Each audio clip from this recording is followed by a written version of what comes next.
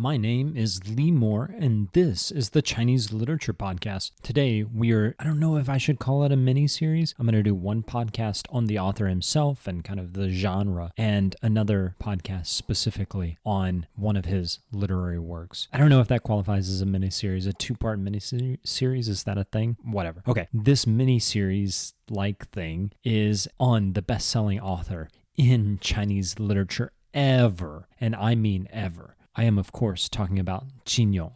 According to sales records, Jin Yong sold 300 million books. Just to give y'all a means of comparison, the Harry Potter series, the entire series, sold 700 million books. But rumor has it that Jin Yong actually beat the Harry Potter series, if you count all the pirated copies of his books. Then Jin Yong pushed 1 billion books to readers. That's billion with a B. The man himself has an asteroid named after him. He died a billionaire, largely based off the proceeds of his novels. He was involved even in politics. Jin Yong is a pretty fascinating character, and it's surprising that I haven't discussed him at all on the podcast.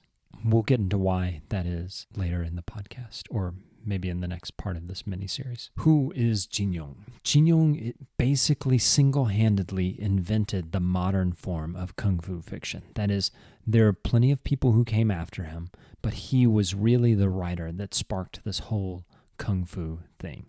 Just this one man. Before him, you can kind of see elements of what we would call kung fu fiction in authors writing 2,000 years before Jin Yong. But they don't really come together in what we think of as modern kung fu fiction until this man comes along.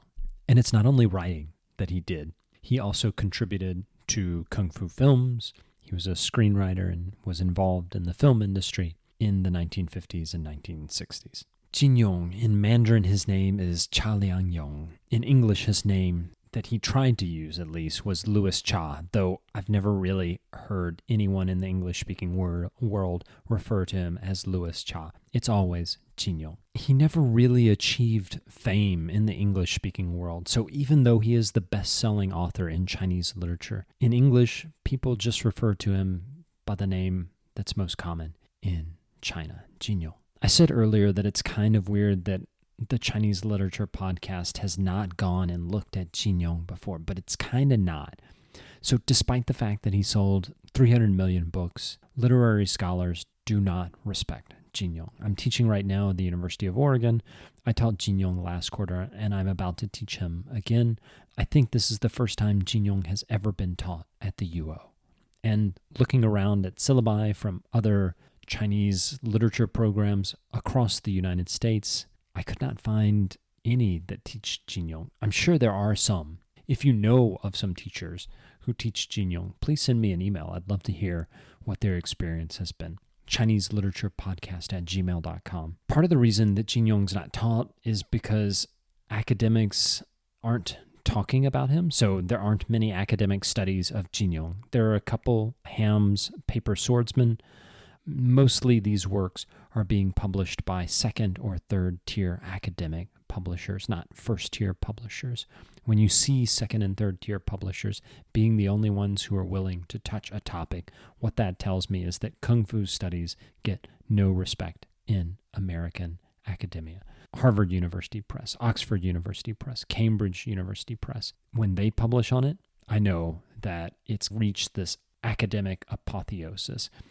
But those presses, I don't think, touch on Jin Yong and kung fu literature. So there's not any academic interest in Jin Yong. But beyond that, the genre of kung fu fiction, and particularly Jin Yong, I have trouble getting American students interested. You would think that kung fu fiction would be something that they welcomed. But when I was teaching The Sword of the Yue Maiden, and that's the literary work that we're going to talk about in the next podcast. When I was teaching that, it was really hard to get students interested in it. I chose The Sword of the Yue Maiden because I thought it was important in a class to teach something on Jin Yong. And I chose a short story that was readily available. But even Jin Yong's short stories are not all that short. Jin Yong's not really capable of writing anything short. He always writes long. His novels are these hulking tomes. The first book he published, it's a novel called The Book and the Sword, was 513,000 characters. It's Hanzi. So 500,000 Chinese characters. The third book that he published is called The Legend of the Condor Heroes. And that work is almost 1,000,000 characters. The man had this incredible output. He was able to just push out words. He wrote 10,000 Hanzi, 10,000 Chinese characters every day. It's just really impressive. But when you read it, it also feels like it's not very refined and well edited. It really feels like he wrote 10,000 characters a day and maybe wasn't paying enough attention to quality and was paying too much attention to word count.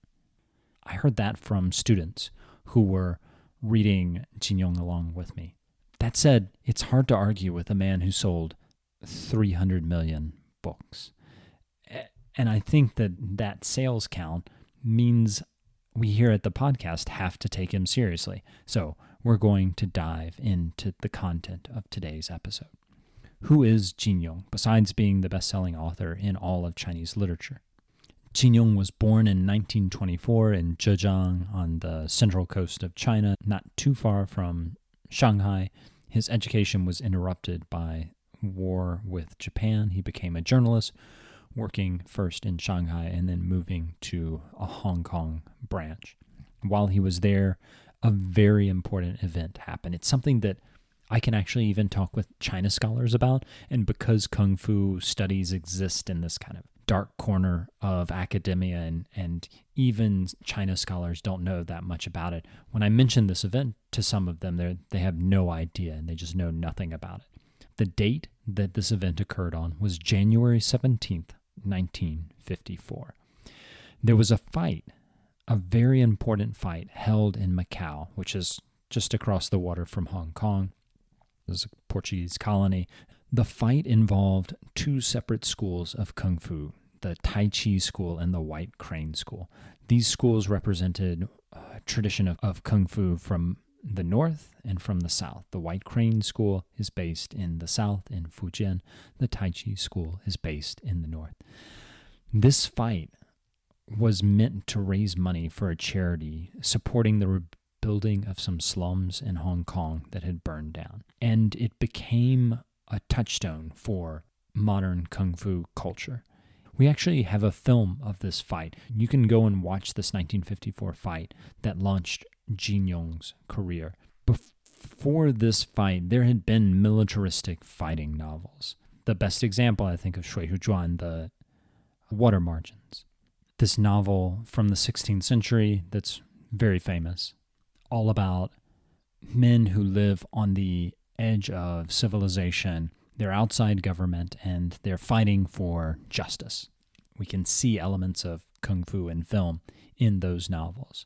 Jin Yong really is, along with this January 7th, 1954 fight, the thing that launches Kung Fu as we know it. You can actually go and watch this fight. I'll put a link to those videos on the webpage, ChineseLiteraturePodcast.com. One thing to note about this fight, many people watching this fight will have this reaction. This doesn't look anything like the Kung Fu I see in the movies. Actually, it just looks like two boxers fighting in a Western-style boxing rink. There's nothing Kung Fu-y about this famous Kung Fu match. My answer to you is yes, it was just a boxing match. It was just two dudes punching and kicking each other, like a low-key MMA match from today. That's because much of what y'all see in Kung Fu films is not really Kung Fu. Rather, it comes from Chinese opera. A lot of the fighting techniques that they use in Kung Fu films, all that great stuff that looks like dancing, it is actually just dancing. Much of what you see Kung Fu films doesn't come from real Kung Fu. It actually comes from Chinese opera. So Bruce Lee was born in San Francisco while his father was actually performing in a Chinese opera troupe. and he's on tour, and they're giving a performance in San Francisco. Bruce Lee just happens to be born in San Francisco. This is how Bruce Lee got his American citizenship. Bruce Lee trained extensively both in Kung Fu and in Chinese opera.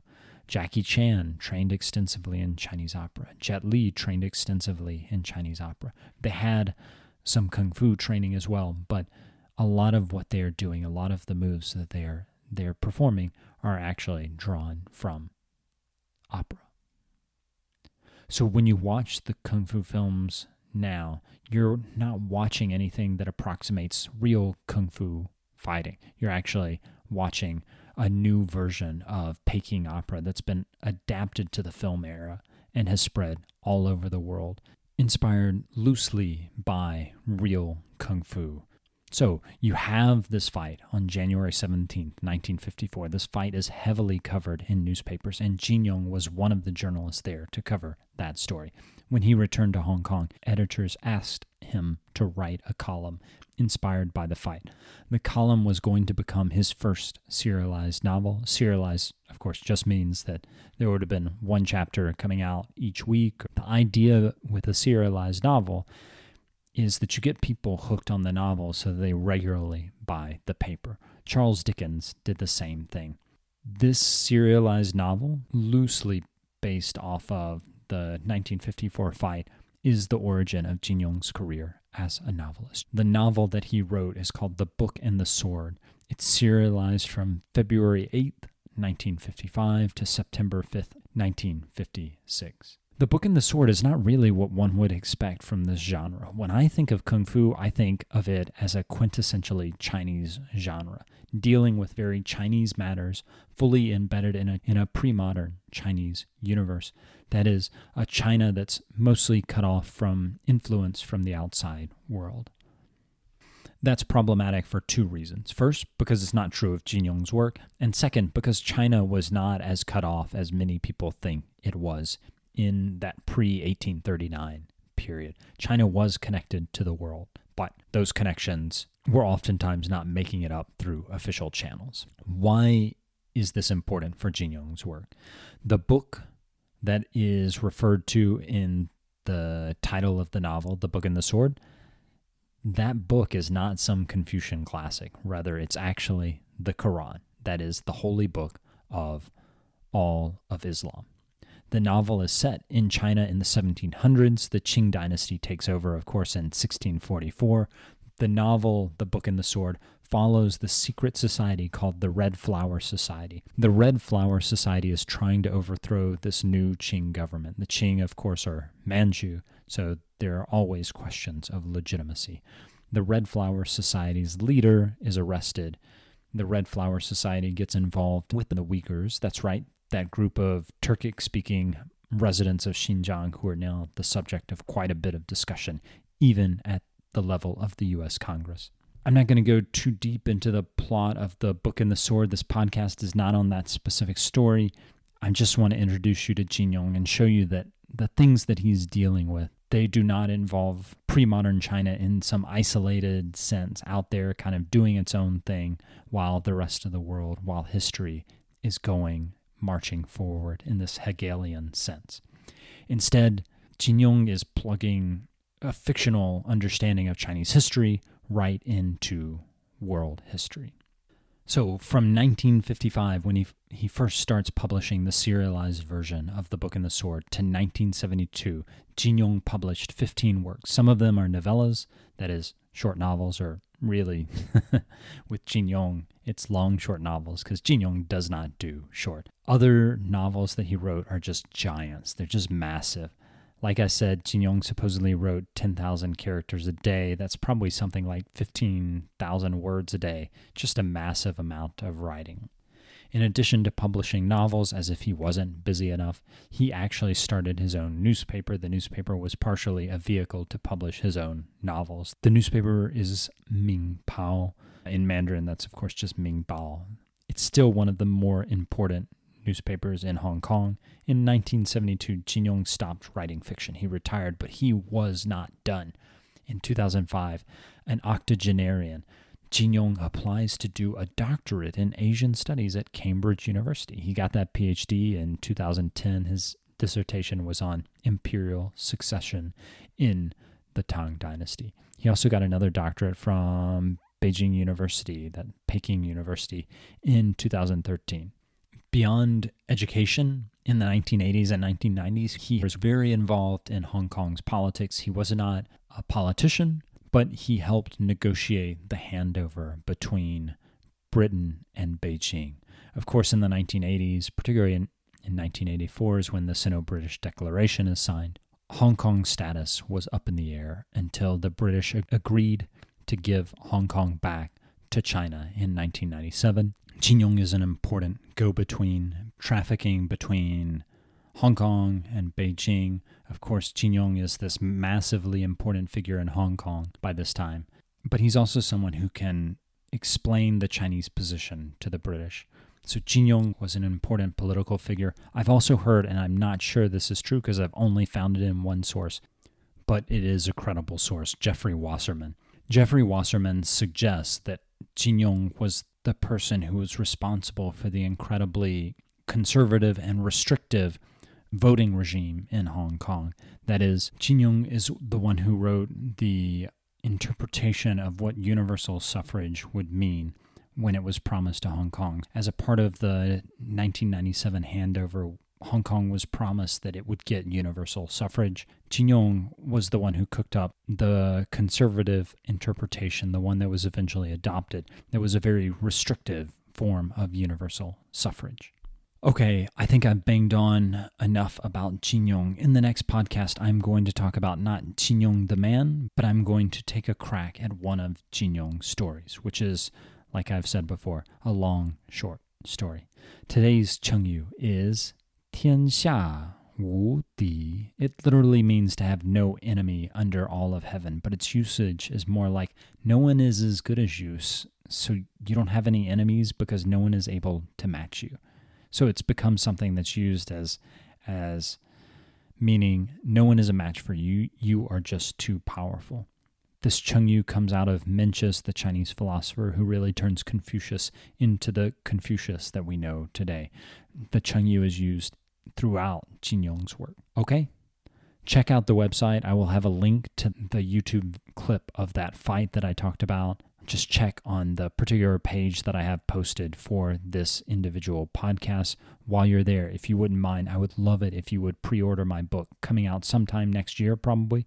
To pre-order is not to give me any money or even to actually commit to buying the book.